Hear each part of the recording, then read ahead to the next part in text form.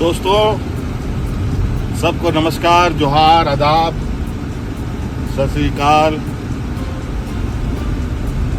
अंतोगतवा षड्यंत्र पर विजय पाकर हम लोग पुनः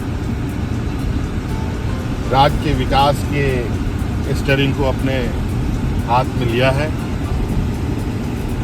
और बहुत सारे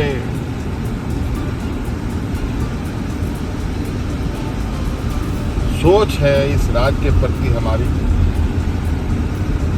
यहाँ के आदिवासी, यहाँ के दलित, यहाँ के पिछड़े, यहाँ के अल्पसंख्यक, यहाँ के गरीब, यहाँ के जंगल जमीन। साथियों, झारखंड बहुत ही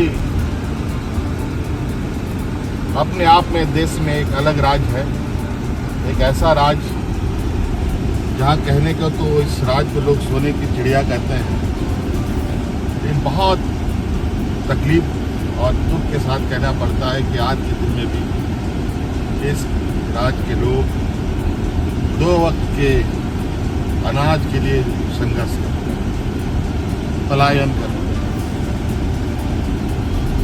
ना जाने इतने वर्षों से इस राज्य के प्रति चाहे किसी की भी सरकार रही हो,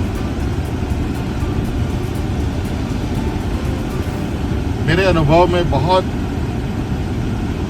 संवेदनशीलताएं जो इस राज्य के प्रति सरकारों की होनी चाहिए थी, वो नहीं रही। 2019 में आपने हमें राज्य को दिशा देने का जिम्मा सौंपा। सरकार बनने के बाद कोरोना जैसा महामारी आया, आपने देखा पूरा देश दुनिया लॉकडाउन के चपेट में आ गया। ऐसे स्थिति में पूरा देश का हालत क्या था वो आप सबको मालूम है।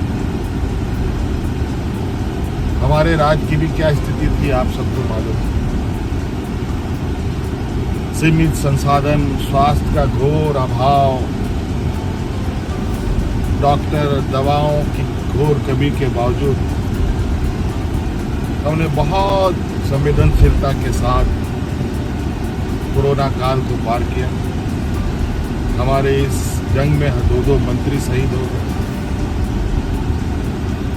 और वो सिर्फ इसलिए कि राज्य की जनता की सेवा ये कोरोना काल में भी घर से निकल के कर रहे हैं।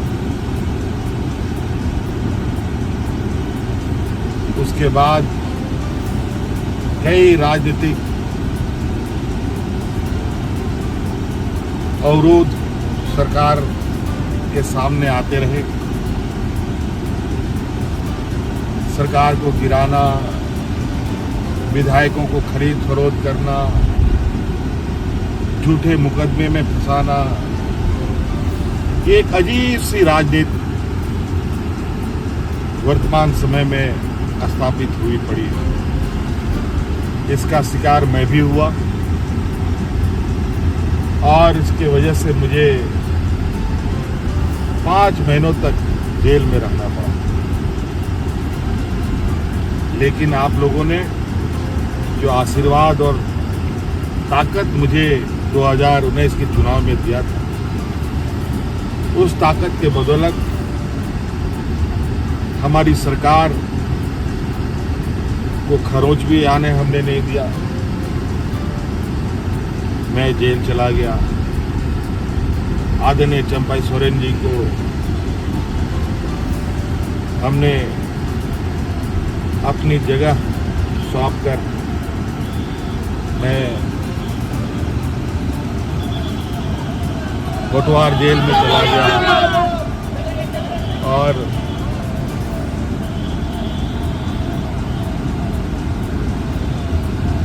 पाँच महीने के बाद न्यायालय के आदेश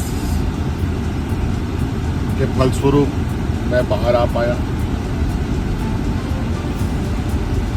आज मैं फिर से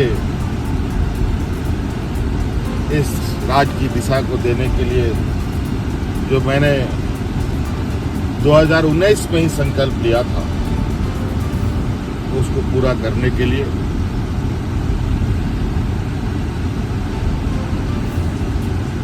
आपके सामने आया।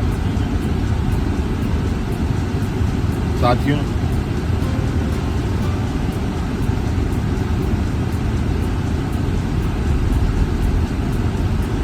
पाँच साल कई चुनौतियों के साथ हम लोगों ने पार किया, कई जंग लड़े, जंग जीते भी, चाहे वो कोरोना का जंग हो कि चाहे वो राजनीतिक अवरोध हो, चाहे वो राजनीतिक साजिश हो हमारे विपक्ष के द्वारा, उन सब पर विजय पाते हुए आज हम लोग आपके इस लोकप्रिय सरकार को आपके दरवाजे तक पहुंचाने के लिए संकल्पित रहे हैं। बहुत सारी चुनौती इस राज्य में है, बहुत सारी विषयों पर काम करने की आवश्यकता है, चाहे वो किसानों के लिए हो, ग्रामीण क्षेत्रों के लिए हो, हमारे आने वाले नौनिहालों के स्कूलों के विषय की बात हो, चाहे हमारे पढ़े लिखे नौजवानों को रोजगार को लेकर बात हो, चाहे राज्य में स्वास्थ्य व्यवस्था को लेकर, चाहे वो राज्य में आधारभूत संरचनाओं को, सभी क्षेत्रों में काम करने की आवश्यकता है।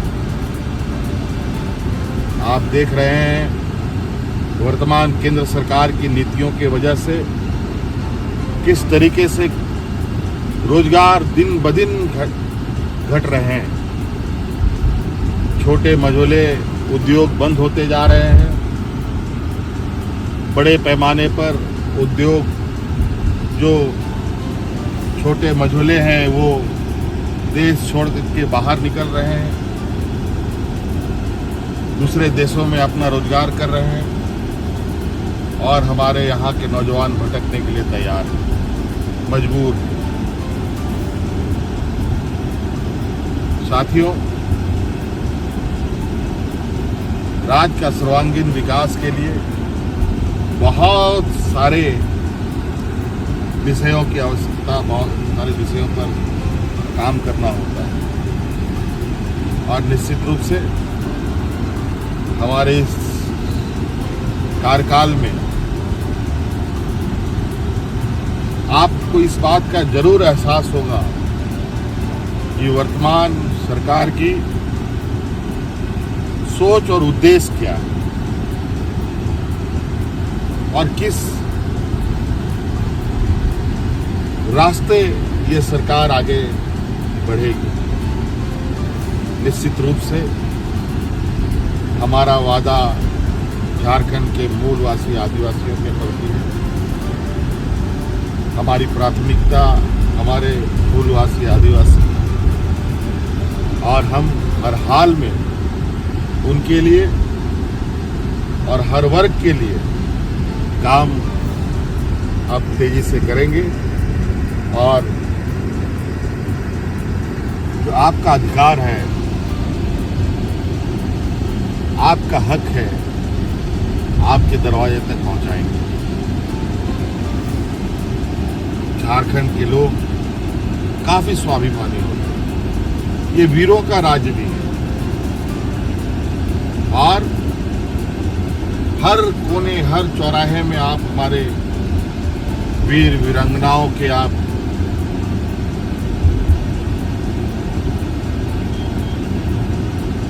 बड़े बड़े आदमकद के मूर्तियां आपको देखने को मिलेगी, जहां हम हर साल हर सुख दुख के विषय में उनके चरणों में जाकर के उनको नमन कर शुरुआत करते हैं। पुनः आज मैं अपने वीर सपूतों को नमन कर इस बाकी की लड़ाई को, बाकी की चुनौती को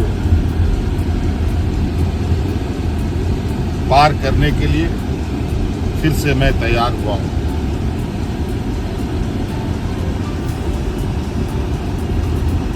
हमें बहुत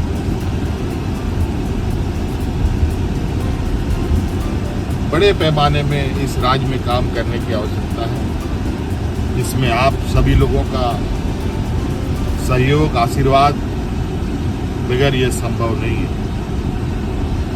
आप लोगों ने मेरे जेल में रहते हुए भी लोकसभा में जिस तरीके से हमें प्यार दिया है, सम्मान दिया है, मैं इसका आभार प्रकट करता हूं और ये ऋण मैं कभी उतार भी नहीं सकता। लेकिन मैं आपको विश्वास दिलाता हूं कि निश्चित रूप से आपकी सोच, आपके भावना के अनुरूप अपने दायित्व का निर्वहन करते हुए अपनी जिम्मेवारी पर खरा उतरूंगा। बहुत बहुत धन्यवाद।